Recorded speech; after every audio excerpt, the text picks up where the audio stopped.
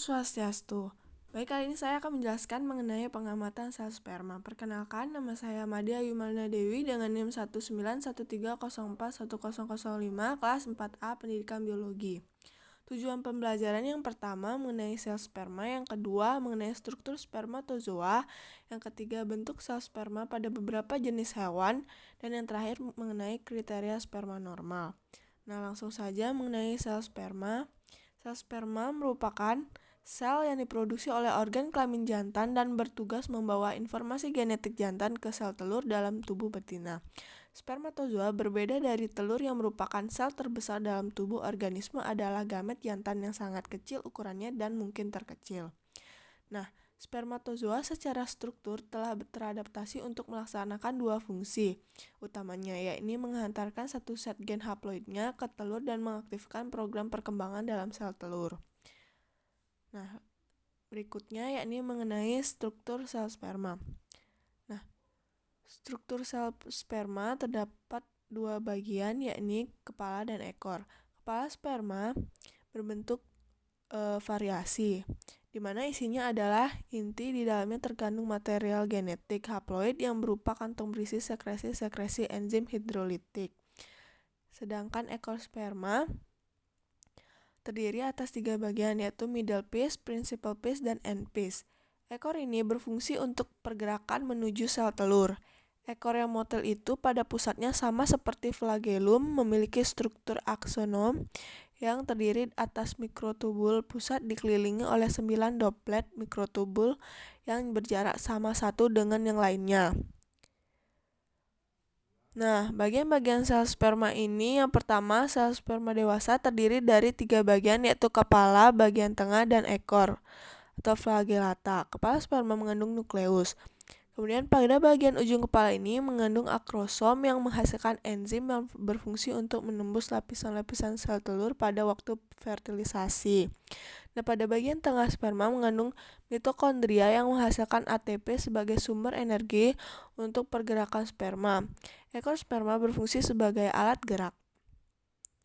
Selanjutnya mengenai bentuk sel sperma pada beberapa jenis hewan. Nah, yang pertama itu yakni pada sel sperma katak, bentuk sel spermanya memiliki bentuk kepala lonjong. Yang kedua memiliki ekor yang pendek dengan ujung ekornya yang menebal. Kemudian pada sel sperma kelinci memiliki bentuk sel sperma yang memiliki bentuk kepala bulat dan memiliki ekor yang tipis dan panjang. Sedangkan pada sel sperma domba, bentuk sel sperma memiliki bentuk kepala lonjong dan ekornya yang panjang.